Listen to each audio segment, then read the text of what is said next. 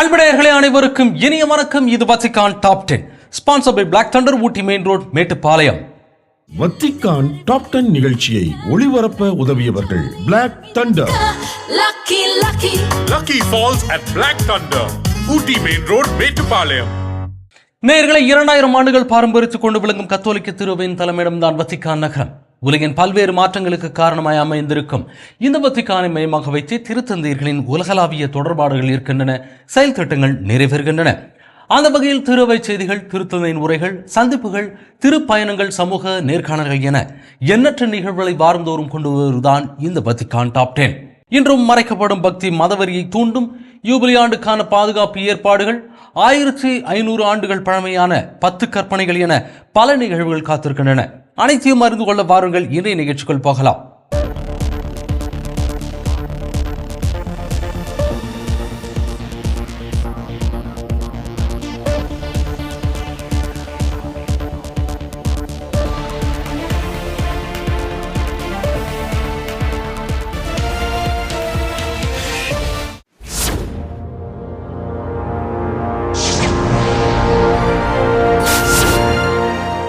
இரண்டாயிரத்தி 21ஆம் ஆண்டு நிகழ்ந்து திருத்தந்தை பிரான்சிஸ் அவர்களின் ஈராக் பயணம் அதிக முக்கியத்துவம் வாய்ந்த அதே வேளையில் அதிக ஆபத்து நிறைந்ததாகவும் இருந்ததை குறித்து இன்றைய நிகழ்ச்சியின் முதல் பகுதியாக பார்ப்போம். ஜனவரி மாதத்தில் வெளியிடப்படவிருக்கும் திருத்தந்தை பிரான்சிஸ் குறித்த சுயசரிதையில் 2021ஆம் ஆண்டு திருத்தந்தை அவர்கள் மேற்கொண்ட ஈராக் பயணத்தின் போது 2 திட்டமிடப்பட்ட தாக்குதல்களை அதிகாரிகள் தடுத்து நிறுத்தி காப்பாற்றியதாக வெளிப்படுத்தியுள்ளார். அத்திட்டத்தில் திருத்தந்தை பிரான்சிஸ் அவர்களின் மொசூல் பயணத்தின் போது மனித வெடிகுண்டாக தன்னைத்தானே வெடிக்க செய்ய விரும்பிய இளம்பெண்ணும் வெடிப்பொருட்கள் ஏற்றப்பட்ட வேனும் அடங்கும்.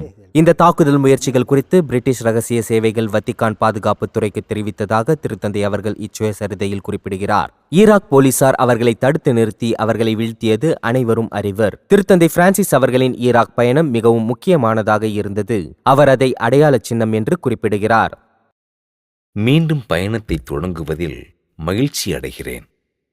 இது ஒரு அடையாள பயணம். பல வருடங்களாக துன்புறுகின்ற நிலத்திற்கு செல்வது எனது கடமையும் கூட. திருத்தந்தை அவர்கள் 2 காரணங்களுக்காக அந்த நாட்டிற்கு பயணம் மேற்கொள்ள விரும்பினார். ஷியா இஸ்லாமியர் உடனான உறவுகளை வலுப்படுத்தவும், இஸ்லாமிய அரசால் துன்புறுத்தப்பட்ட கிறிஸ்தவர்களுடன் தனது நெருக்கத்தை காட்டவும் இது ஒரு வாய்ப்பாக இருக்கும் என்பது குறிப்பிடத்தக்கது.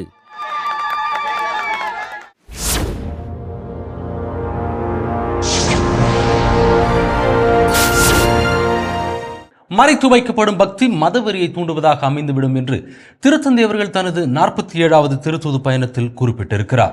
அதை குறித்து இந்த பகுதியில் பார்ப்போம். திருத்தந்தை பிரான்சிஸ் அவர்கள் தனது 47வது அனைத்துலக திருத்தூது பயணத்திற்கான இடமாக கோர்சிகா தீவை தேர்வு செய்து மத ஒற்றுமை சார்ந்த மாநாட்டை நிறைவு செய்ய அங்கு சென்றார். அந்த சிறிய நகரத்தின் தெருக்களில் திருத்தந்தையை வாழ்த்த உள்ளூர் மக்கள் ஆர்வமுடன் வந்திருந்தனர்.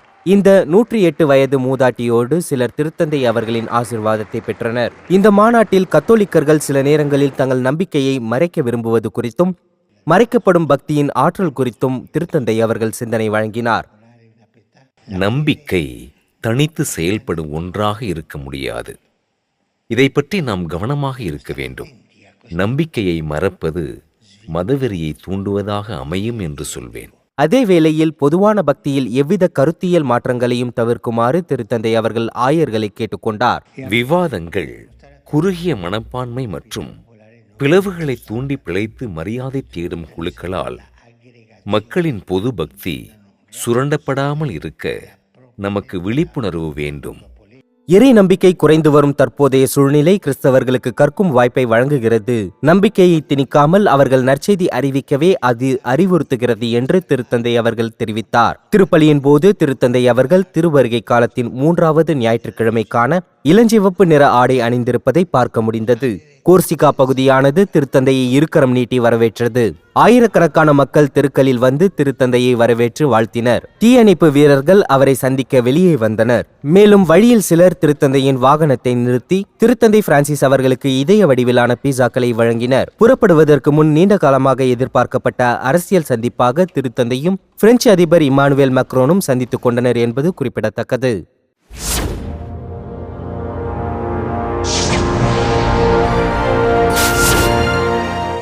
பாலஸ்தீன அதிபர் மற்றும் திருத்தந்தை பிரான்சிஸ் அவர்களின் சந்திப்பு சமீபத்தில் வத்திக்கானில் நிகழ்ந்தது. அதன் சாராம்சத்தை இந்த பக்கத்தில் காண்போம். திருத்தந்தை அவர்களும் பாலஸ்தீன நாட்டின் அதிபர் அவர்களும் இணைந்து பயங்கரவாதத்தை கண்டித்தும் போர் நிறுத்தம் வேண்டியும் பணைய கைதிகளை விடுவிக்கவும் அழைப்பு விடுத்துள்ளனர். இரு தலைவர்களுக்கும் இடையிலான இந்த சந்திப்பானது ஏறக்குறைய அரை மணி நேரம் நடைபெற்றதாக வத்திக்கானின் அறிக்கையில் தெரிவிக்கப்பட்டுள்ளது. மேலும் இரு நாட்டு தீர்வுதான் மிகவும் பொருத்தமானது என்றும் தெரிவிக்கப்பட்டுள்ளது. மேலும் அது உரையாடல் மற்றும் தூதரக உறவின் மூலம் அடையப்பட வேண்டும் என்று வத்திக்கான் தெரிவித்துள்ளது. கூடுதலாக எருசலேம் அதன் சிறப்பு அந்தஸ்தை தக்க வைத்துக் கொள்ள வேண்டும் என்றும் யூதர்கள், கிறிஸ்தவர்கள் மற்றும் முஸ்லிம்களுக்கு இடையேயான சந்திப்பு மற்றும் நட்புக்கான இடமாக அது இருக்க வேண்டும் என்றும் வலியுறுத்தப்பட்டுள்ளது. பாலஸ்தீன அதிபர் அவர்கள் திருத்தந்தை அவர்களுக்கு வழங்கிய பரிசுகளில் ஒன்றாக பெத்லகேமின் சுவருக்கு முன்னால் திருத்தந்தை அவர்கள் ஜெபிப்பதை காட்டும் ஓவியம் இடம்பெற்றிருந்தது. 2014ஆம் ஆண்டு புனித பூமிக்கான அவரது திருத்தூது பயணத்தின் போது நிகழ்ந்த ஒரு தருணத்தை அது மீண்டும் நினைவூட்டுவது கவனிக்கத்தக்கது.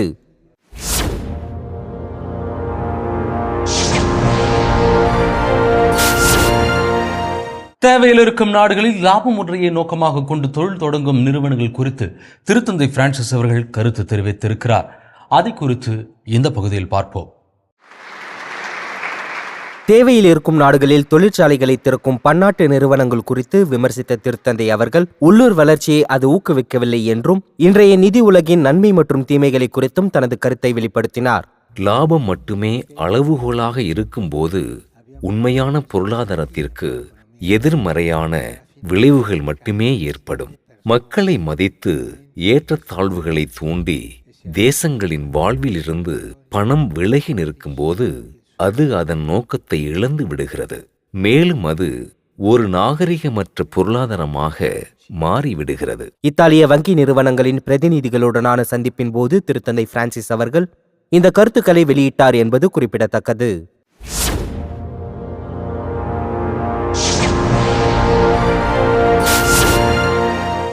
திருத்தந்தை பணிபொறுப்பில் இருக்கும் 3வது முதிர்ந்த வயது கொண்ட பெயரை பெறுபவர் திருத்தந்தை பிரான்சிஸ் அவர்கள்தான். அது தொடர்பான தகவலை இந்த பகுதியில் பார்ப்போம்.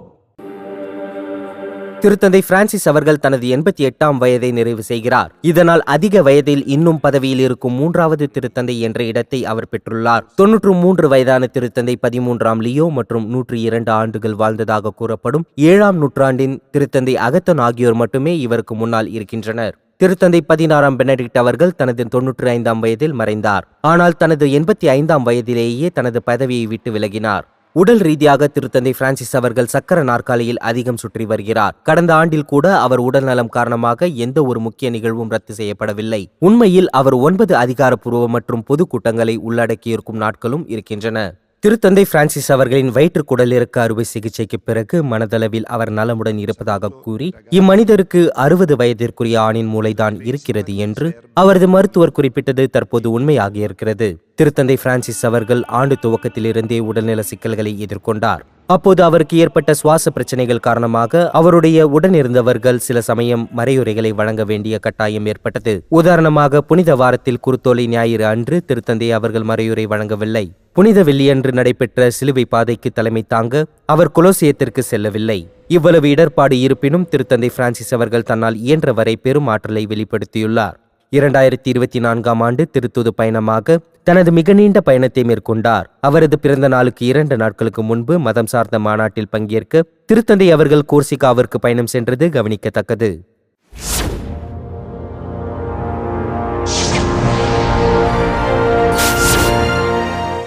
ரோமில் யூபிலி ஆண்டு மற்றும் திருப்பயணம் குறித்த தகவலை திருப்பயணிகள் எங்கே பெறலாம் என்ற தகவலை இந்த பகுதியில் காண்போம். நீங்கள் வத்திக்கானை நோக்கி பரபரப்பான தெருவில் நடந்தால் இந்த ஒளிரும் அடையாளங்களை காணலாம். யூபிலிக்கான அதிகாரப்பூர்வ தகவல் புள்ளியான இன்ஃபோ பாயிண்ட் இதை தெரிவித்துள்ளது. திருப்பயணிகளின் கேள்விகளுக்கு இளைஞர்கள் குழுவினர் அந்தந்த மொழிகளில் இங்கு பதில் அளிக்கிறார்கள். இருப்பினும் புனித ஆண்டிற்கான ரோம் நகர் செல்பவர்கள் அடிக்கடி கேட்கும் 2 கேள்விகள் உள்ளன. ஃபியாசா ஃபியாவிலிருந்து புனித வாசலுக்கு செல்லும் திருப்பயணத்தை எவ்வாறு தொடங்குவது என்பதுதான் முதல் கேள்வி. இரண்டாவது, 2025ஆம் ஆண்டின் யூபிலியில் தாங்கள் பங்கேற்றதற்கான அடையாள சான்றளிக்கும் நேர்த்தியான குறிப்பிடத்தக்க சுருளை சேகரிப்பதற்கான வாய்ப்பு எது என்பதுதான். நேரிலோ அல்லது தொலைபேசியிலோ திருப்பயணிகள் தொடர்பு கொள்ள இந்த இடமானது திங்கள் முதல் ஞாயிறு வரை காலை 10 மணி முதல் மாலை 5 மணி வரை திறந்திருக்கும். இங்கே அதிகாரப்பூர்வ யூபிலி பொருட்களையும் வாங்கலாம். மேலும் சிறப்பு உதவி தேவைப்படுபவர்களுக்கு ஆதரவும் வழங்கப்படும். இந்த யூபிலியின் பொறுப்பாளர் என்ற வகையில் எதிர்பார்க்கப்படும் 32 மில்லியன் திருப்பயணிகளுக்கு இந்த இடம் குறிப்பிட்ட புள்ளியாக உள்ளது என்று பேராயர் ஃபிச்செல்லா அவர்கள் சுட்டிக்காட்டினார். உதாரணமாக அமெரிக்காவில் இருந்து சுமார் 2.5 மில்லியன் திருப்பயணிகளும், பிரேசிலில் இருந்து சுமார் 6 லட்சம் திருப்பயணிகளும், அர்ஜென்டினாவில் இருந்து சுமார் 3 லட்சம் திருப்பயணிகளும் கலந்து கொள்வார்கள். மேலும் உலகம் முழுவதிலிருந்தும் இளைஞர்களை எதிர்பார்க்கிறோம். ஏனென்றால் இளைஞர்களில் ஒருவரான அருளாளர் கார்லோ அக்கிட்டஸ் அவர்களை புனிதராக உயர்த்தும் திருநிகழ்வில் இளையோர் ஒரு சிறந்த தருணத்தை பெறுவார்கள். பின்பு ஜூலை மாதம் 27ஆம் நாள் முதல் ஆகஸ்ட் மாதம் 3ஆம் நாள் வரை பெரிய நிகழ்வாக இளைஞர்களின் யூபிலி கொண்டாடப்படும். மேலும் சந்தேகங்களை தீர்க்க அதிகாரப்பூர்வ செயலி ஒன்று ஏற்படுத்தப்பட்டுள்ளது. QR குறியீட்டை ஸ்கேன் செய்வதன் மூலம் இந்த புனித ஆண்டில் எதையும் தவற விடாமல் இருக்க கூடுதல் விவரங்களை மற்றும் நிகழ்வு பதிவுகளுக்கான தகவலை திருப்பயணிகள் அதில் பெற முடியும்.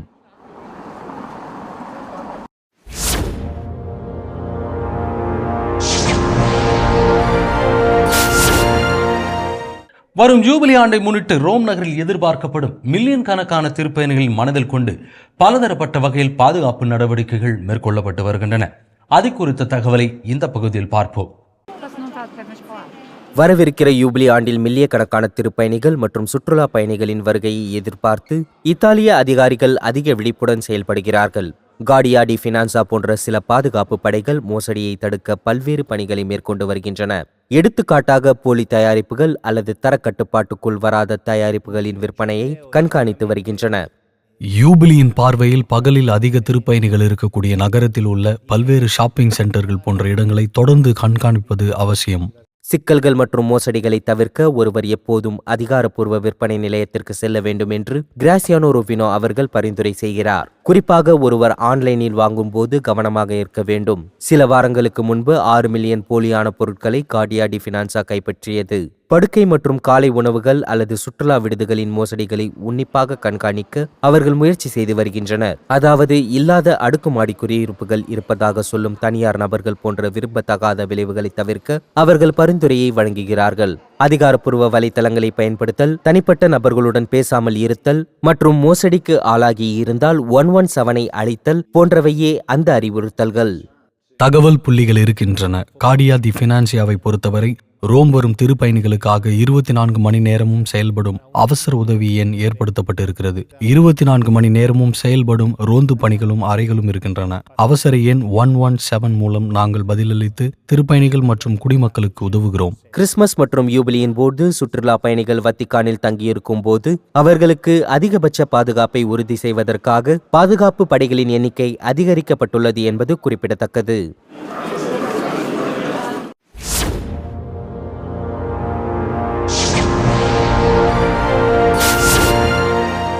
கிறிஸ்தவர்கள் தங்கள் நம்பிக்கையை மீட்டெடுக்க உதவும் விதமாக உருவாக்கப்பட்டிருக்கிறது செயின்ட் என்ற செயலி. அதை குறித்து இந்த பகுதியில் காண்போம். அன்றன்றைய புனிதர் மற்றும் அவர்களின் போதனைகளை கண்டறியவும், முக்கிய கிறிஸ்தவ ஜெபங்களை கற்றுக்கொள்ளவும், திரு அவையினுடைய காணொலி செய்திகளை பார்க்கவும் அமெரிக்க தொழிலதிபர் ஐரா ட்விட் அவர்கள் உருவாக்கிய செயின்ட் கேத்தலிக் லைஃப் ஸ்டைல் என்ற புதிய ஆன்மீக செயலியானது பிரபலமாகி வருகிறது. அது குறித்து அவர் விளக்கமளித்தார். நான் செயின்ட் செயலியை உருவாக்கியதற்கு காரணம், சில சமயங்களில் திரு அவைக்கும் மக்களுக்கும் இடையே தொடர்பு இல்லாமல் இருப்பதாக உணர்ந்தேன். ஆலயத்திற்கு செல்ல விரும்புபவர்கள் அல்லது பங்கு தந்தையுடன் தொடர்பு கொள்ள விரும்புபவர்கள் நிறைய பேர் இருக்கின்றனர். மேலும் கத்தோலிக்க மதத்தை பற்றி அறிய ஆர்வம் கொண்டவர்களுக்கும் கத்தோலிக்கத்தில் இணைய விரும்புபவர்களுக்கும் வழிகாட்டியாக இந்த செயலியை வழங்க விரும்பினேன். நடிகை அலி லாண்ட்ரி அவர்களுடன் ஜெபமாலை ஜெபிப்பதற்கான வாய்ப்பையும், உலகில் உள்ள பிரபலமான மத வழிபாட்டு இடங்களுக்கு திருப்பயணங்களை ஏற்பாடு செய்வதற்கான வாய்ப்பையும் இந்த செயலி வழங்குகிறது. ஆலயத்திற்கு செல்லும் அனுபவத்தையோ அல்லது ஒரு குருவுடன் இருக்கும் அனுபவத்தையோ இந்த செயலி மாற்றாது. பொருளாதாரம் காரணங்களுக்காகவோ, நோயின் காரணமாகவோ அல்லது தங்கள் நம்பிக்கையை பின்பற்ற அனுமதிக்காத நாட்டில் வசித்தல் போன்ற பல்வேறு சூழ்நிலைகளில் ஆலயத்தை இந்த செயலி புதிய எல்லைக்கு கொண்டு வருகிறது. செயின்ட் என்ற செயலியின் வெளியீட்டை குறிக்கும் வகையில் ரோம் ரிப்போர்ட் செய்தி நிறுவனம் தயாரித்து 2024ஆம் ஆண்டு எம்மி விருது பெற்ற 16th Benedict honouring the truth என்ற ஆவணப்படம் பிரத்யேகமாக இச்செயலியில் வழங்கப்படுகிறது. செயின்ட் கேத்தலிக் லைஃப் ஸ்டைல் செயலி இப்போது ஆங்கிலத்தில் கிடைக்கக்கூடியதாக இருக்கிறது. இதன் ஸ்பானிய பதிப்பு வரும் வாரங்களில் வெளியிடப்படும் என்பது குறிப்பிடத்தக்கது.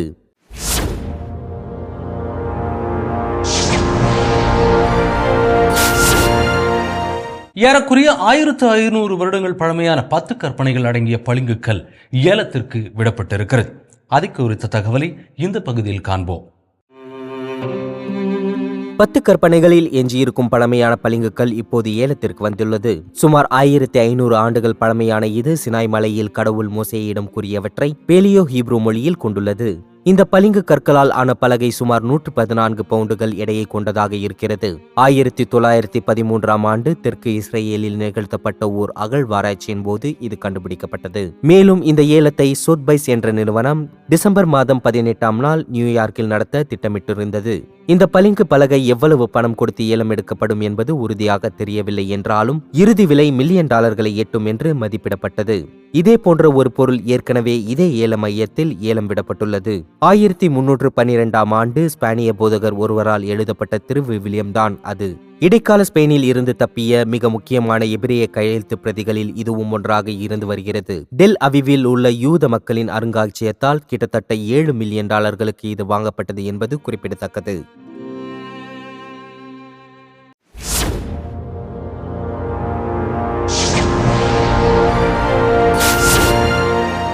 ஆஸ்திரேலியர்கள் பனிப்பொழியும் இந்த டிசம்பர் மாதத்தை எவ்வாறு அனுசரிக்கிறார்கள் என்பதை இன்றைய நிகழ்ச்சியின் நிறைவாக காண்போம். டிசம்பர் மாதத்தில் ஆஸ்திரேலியர்கள் வெள்ளை கிறிஸ்துமஸ் கொண்டாடுகிறார்கள். திறந்த நெருப்பில் செஸ்னட் எனப்படும் கஷ்கொட்டைகளை வறுக்கும் பழைய முறைகளுக்கு வாய்ப்பில்லை. அதற்கு பதிலாக ஆஸ்திரேலியாவில் டிசம்பர் மாதமானது இதமான நாட்களாகவும் திறந்த வெளியில் சுடப்பட்டு உண்ணும் இறைச்சி செய்யவும் வாய்ப்பை வழங்குகிறது. ஆஸ்திரேலியாவில் பெரும்பாலும் டிசம்பர் குளிர்கால மாதம் என்று கருதப்படும். கோடை மாதங்கள் சூரிய ஒளியால் நிறைந்திருக்கும் கடற்கரை நாட்கள் என்று கருதப்படும். இருப்பினும் சிட்னி நகரம் ஒரு சிறப்பு கிறிஸ்துமஸ் பாரம்பரியத்தை வழங்கி வருகிறது. மேலும் இது உணர்வு பூர்வ கிறிஸ்துமஸ் மகிழ்ச்சியை கொண்டு வருகிறது. டிசம்பர் மாதத்தில் சிட்னியில் உள்ள புனித Mary cathedral Christmas at the cathedral என்ற ஒரு மாயாஜால கிறிஸ்துமஸ் கொண்டாட்டம் மூலம் ஒரு அதிசயத்தை ஏற்படுத்துகிறது. சிட்னி பேராயரால் உருவாக்கப்பட்ட கிறிஸ்துமஸ் அட் த கத்தீட்ரல் என்ற கொண்டாட்டம் பிரம்மாண்டமான ஒன்றாகும். ஆஸ்திரேலியா மற்றும் உலகம் முழுவதிலிருந்தும் ஆயிரக்கணக்கான பார்வையாளர்களை இது ஈர்த்து வருகிறது. கிறிஸ்துமஸ் அட் த கத்தீட்ரல் கொண்டாட்டம் ஓர் இலவச திருவிழா, கூட்டுறவு, உணவு, நிகழ்ச்சிகள் மற்றும் பலவற்றை இது வழங்குகிறது. இருப்பினும் இதன் முக்கிய நிகழ்வாக கத்தீட்ரலின் வெளிப்புறத்தில் திட்டமிடப்பட்ட அனிமேஷன் லைட் ஷோ என்பதுதான் சிறப்பம்சம். எலக்ட்ரிக் கேன்வாஸ் என்ற நிறுவனம் இந்த லைட் ஷோவை தயாரித்துள்ளது. 30 மில்லியனுக்கும் அதிகமான பிக்சல்களை பயன்படுத்தி எலக்ட்ரிக் கேன்வாஸ் நிறுவனமானது கிறிஸ்துமஸ் கதை மற்றும் கிறிஸ்துமஸ் சின்னங்களை காட்டும் அழகான படங்களை உருவாக்கியுள்ளது. இவை அனைத்தும் கத்தீட்ரலின் வெளிப்புறம் முழுவதும் பரவியுள்ளன. இதன் திட்ட வடிவமைப்பாளரும் இயக்குனருமான பீட்டர் மில்னே அவர்கள் இதை குறித்து பகிர்ந்து கொண்டார். சிட்னி நகரில் ஒரு உண்மையான கிறிஸ்துமஸ் விழாவாக இது மாறியுள்ளது. எங்கள் பங்கிற்கு கத்தீட்ரலின் அற்புதமான முகப்பை வரைபடமாக்குவது ஒரு மகிழ்ச்சியான தருணமாக இருந்தது. நகரத்தின் கட்டிடக்கலைக்கு இது ஒரு அழகான உதாரணம். இதில் பணிபுரிவது எங்களுக்கு மகிழ்ச்சியை தருகிறது. மில்னே ஒளிக்காட்சிக்கான செயல்முறையையும் அது ஏற்படுத்தும் தாக்கத்தையும் விளக்கினார். ஒளிப்பதிவுக்காகவும் நாங்கள் அதிக முயற்சிகளை மேற்கொள்கிறோம். ஏனென்றால் முழு விளக்க காட்சியிலும் ஒளிப்பதிவு மிக முக்கியமான உறுப்பு என்று நாங்கள் நம்புகிறோம். இது ஒரு திகைப்பூட்டும் நாடக விளக்க காட்சியாக திகழ்கிறது. அதனால்தான் நாங்கள் அதை ஓர் ஒளி நிகழ்ச்சி அல்ல, மாறாக ஒரு ஆழமான அனுபவம் என்று கூறுகிறோம். இங்கு வரும் மக்களுக்கு ஒரு நல்ல நாடக அனுபவம் கிடைக்கும். கிறிஸ்துமஸ் அட் த கத்தீட்ரல் என்ற இந்த நிகழ்வானது அனைத்து பார்வையாளர்களையும் லைட் ஷோவின் அழகு மற்றும் காட்சி மூலம் கிறிஸ்து பிறப்பின் மகிழ்ச்சிக்கு நெருக்கமாக கொண்டு வருவதோடு மக்கள் கிறிஸ்துமஸ் கொண்டாடுவதற்கு இடத்தையும் இது வழங்குகிறது. ஆஸ்திரேலிய கிறிஸ்துமஸ் இதமாகவும் பனி இல்லாமலும் இருந்தாலும் கூட மக்கள் கிறிஸ்துமஸ் அட் த கத்தீட்ரல் என்ற கிறிஸ்துவின் பிறப்பை மகிழ்ச்சியுடன் கொண்டாடுவதை இது தடுக்காது என்பது கவனிக்கத்தக்கது. என்ன அன்புடையர்களே, இன்றைய நிகழ்வுகள் அனைத்தும் நீங்கள் பயன்பெறும் வகையில் அமைந்திருக்கும் என்று நாங்கள் நம்புகிறோம். மீண்டும் அடுத்த வாரம் இதே நிகழ்ச்சியில் சந்திக்கிறோம். இது Vatican top 10 sponsored by Black Thunder, Ooty main road, Mettupalayam. நன்றி, வணக்கம், மரியே வாழ்க. வத்திக்கான் டாப் 10 நிகழ்ச்சியை ஒளிபரப்ப உதவியவர்கள் Black Thunder. Lucky Falls at Black Thunder, Ooty Main Road, Metupalayam.